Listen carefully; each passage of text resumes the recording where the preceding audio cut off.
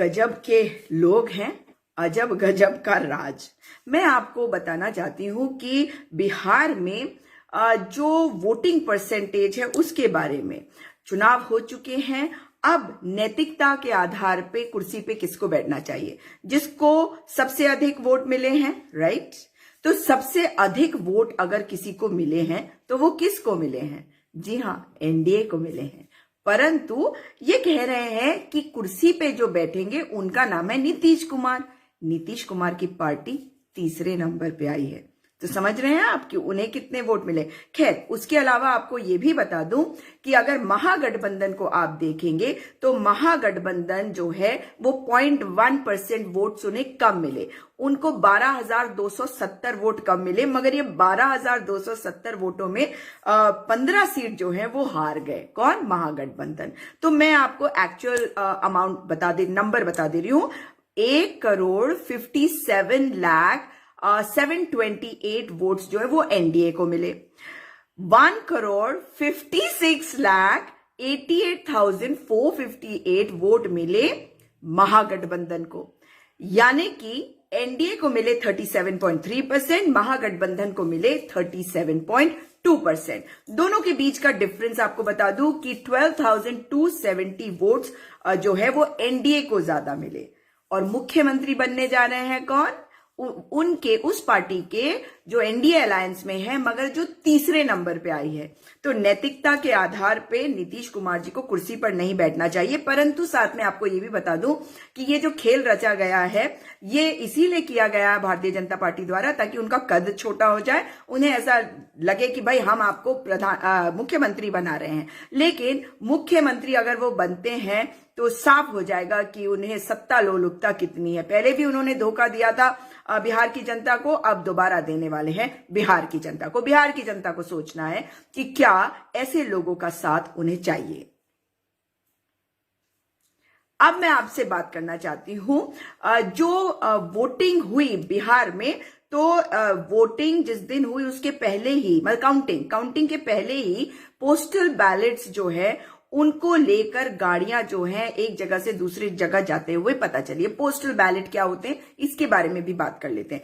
Postal ballets जो होते हैं वो वोट होते हैं जो एजुकेटेड लोग होते हैं, जो अवेयर होते हैं, जो आर्मी में होते हैं, नेवी में होते हैं, जो टीचर्स होते हैं, जिन्हें पता है कि आप पोस्टल बैलेट के जरिए भी वोट डाल सकते हैं। और ये वोट्स जो है ये काउंटिंग के लिए सबसे पहले खोले जाते हैं। ईवीएम से भी पहले पोस्टल बैलेट्स को काउंट किया जाता है। तो अब मैं आपको ये भी बता दूं कि जो पोस्टल बैलेट्स है, खेल जो है ये सारा पोस्टल बैलेट्स के साथ किया गया। जो जीत हासिल हुई है, आप जानते हैं कि जो महागठबंधन के लोग हैं बार बार कह रहे हैं कि धोखा देके किया गया है। तो उसका एक कारण बता देती हूँ कि जो पोस्टल बैलेट्स है उनको शुरू में जो है काउंटिंग उनकी होनी चाहिए, मगर इन्होंने ऐसा नहीं किया। इन्होंने क्या किया कि काउंटिंग करने के बजाय इन्होंने काउंटिंग बंद कर दी बीच में, जब देखा कि पोस्टल बैलेट्स में महागठबंधन आगे चल रहा है। जबकि इनकी अपनी गाइडलाइंस जो इन्होंने सितंबर में रिलीज करी थी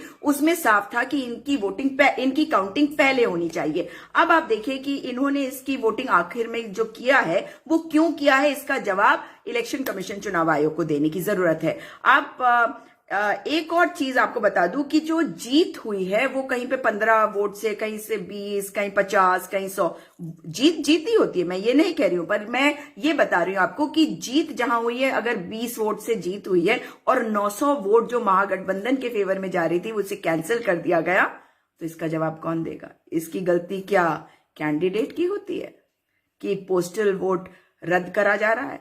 क्यों करा जा रहा है? कारण तो देंगे, आप सेटिस्फाई तो करेंगे जो कैंडिडेट्स हैं उनको कि भाई आपके ये जो पोस्टल बैलेट्स आपके पक्ष में है इन्हें कैंसिल किया जा रहा है, पर किया नहीं गया। और एक और आपको बता देती हूं मैं बात कि जिस प्रकार से इन्होंने पूरी प्रक्रिया करी है, आप लोग भी कह रहे हैं कि भाई ऐसे ही मत बोलो, आप इसका सबूत लाओ। देखिए, स्ट्रैटेजी बदलती है, और ईवीएम में घोटाला होगा ये तो मैं अभी भी मानती हूँ, और ईवीएम में घोटाला हुआ ये भी मानती हूँ, लेकिन वो इतनी बड़ी बात नहीं है। जीत जीत होती है भाई, हम तो इनको जीत की बधाई दे रहे हैं, इनके सबके चेहरे उतरे हुए हैं। भाई जो जीता हुआ होता है वो तो जश्न मनाता है, ये जश्न नहीं मना पा रहे क्योंकि ये जानते हैं कि किस फरेब के साथ ये जीते हैं। और आपको एक और चीज बता दूं कि जब काउंटिंग हो रही थी तो इनको कोई है जो इन्हें बता रहा था कि आपको कब डिक्लेयर करना है रिजल्ट। तेजस्वी यादव की बातों से ये भी पता चला है कि शायद उन्होंने ये कहा है कि उनकी जो कॉन्स्टिट्यूंसी जहां वो जीत गए राघोपुर में, वो 37,000 वोटों से ज्यादा से जीते हैं, लेकिन वहां पे भी 3 बजे तक काउंटिंग पूरी हो गई थी, वो जीत चुके थे, लेकिन उन्हें सर्टिफिकेट दिया गया था रात के 11 बजे। अच्छा, अब जो बात आप लोग कहते रहते हैं कि भैया सबूत, तो सबूत कहां से आएंगे? सबूत तो कोई पत्रकार वहां जा नहीं सकता, कोई जो लोग हैं कैंडिडेट्स वगैरह वहां जा नहीं सकते, तो सबूत कहां से आएंगे आप बताइए? तो जिम्मेदारी किसकी होती है? चुनाव आयोग की, कि आप सेटिस्फाई करें। चुनाव आयोग भले ही कुछ भी कहता रहे, ये बहुत बड़ा दाग है इनके ऊपर कि चुनाव आयोग में जो लोग बैठे हुए हैं उनमें जो सबसे सीनियर मोस्ट है वो शायद गुजरात के बताए जा रहे हैं, तो प्रधानमंत्री वहां से हैं, और प्रधानमंत्री कुर्सी कहां से छोड़ेंगे? वो तो अपनी कुर्सी नहीं छोड़ने वाले। तो 2024 में आप एक चीज को समझ लीजिए कि दोबारा से इस्तेमाल होगा ईवीएम प्रधानमंत्री जी को जिताने के लिए, और इस चीज का विरोध हमें करते रहना पड़ेगा। दूसरी बात, अगर हमें सबूत चाहिए तो वहां पे सीसीटीवी फुटेज होगा, वहां पे वीडियोग्राफी करी गई होगी, वो जो है उसको आपको कैंडिडेट्स को दिखाना पड़ेगा कि काउंटिंग में क्या हुआ। अब अगर ये सब चीजें करा जाता है तो ये साफ हो जाएगा कि बिहार के चुनाव जो है वो निष्पक्ष थे या नहीं। अब जिम्मेदारी चुनाव आयोग की है, प्रधानमंत्री जी की भी है। प्रधानमंत्री जी बहुत सारी बातें कह रहे हैं, अजीबोगरीब बातें कह रहे हैं। साइलेंट वोटर कौन है? साइलेंट वोटर अगर वो साइलेंट है तो आपको कैसे बता के चले गए? इसलिए ये जो नए आप बातें निकाल के लाते हैं इनको अपने पास रखा करिए।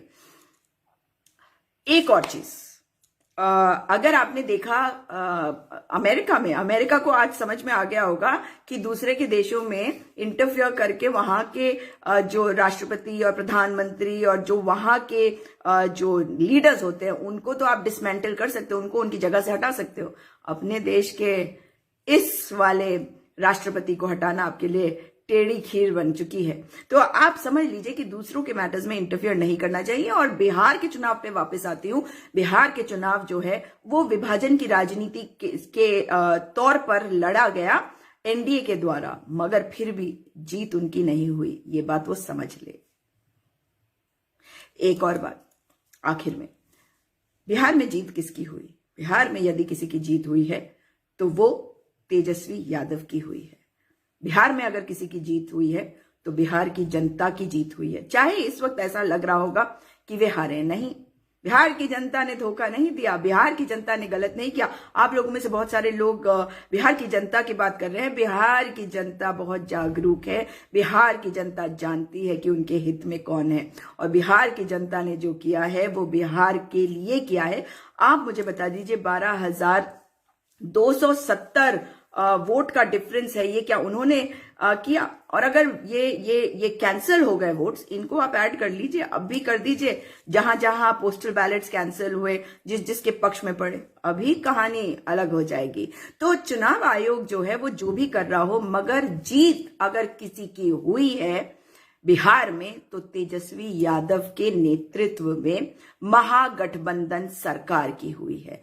महागठबंधन सरकार बोला मैंने, महागठबंधन की हुई है। सरकार में वो आए या ना आए, मगर भविष्य का रास्ता तय करेगी यही महागठबंधन और तेजस्वी यादव को आप कुछ भी कह लीजिए, कितना भी कम आंक लीजिए, जो बात करते हैं तेजस्वी यादव की पढ़ाई के बारे में, कम से कम समझदारी संयम से बात तो करते हैं। घटिया तरीके से लोगों को विभाजन करने के लिए दूसरों को अपशब्द कहते हुए, जिस तरह से प्रधानमंत्री कहते हैं, उस तरह की राजनीति तो नहीं करते। सबको साथ लेकर चलने की बात करते हैं, लोगों के लिए काम करते हैं। और अब तो ये देखना होगा कि 19 लाख नौकरियां क्या भारतीय जनता पार्टी ने जो प्रॉमिस किया था वो एनडीए की सरकार देगी। नीतीश कुमार जी, सोच समझ के इस कुर्सी पर बैठिएगा।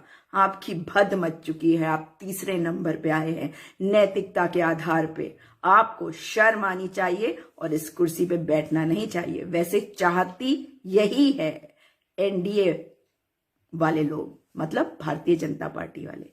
देखते हैं आगे क्या क्या करते हैं, ये इंतजार रहेगा। मगर जीत आज भी याद रखिएगा बिहार की जनता की हुई है, क्योंकि बिहार की जनता ने जो ये कम मार्जिन इतने घपलेबाजी के बाद भी देखी है, वो जानते हैं कि उन्होंने जिसको जिताया वो भले ही जीत ना पाया हो चुनाव आयोग के नतीजों के हिसाब से, मगर उनके दिल में, उनके हाथों के उस वोट से, उनके इच्छा शक्ति से, उनके लिए जो जीता है वो तेजस्वी यादव है। इस वीडियो को अधिक से अधिक शेयर करिएगा। इन सब तथ्यों को लोगों के सामने आने दीजिए ताकि लोगों को पता चले।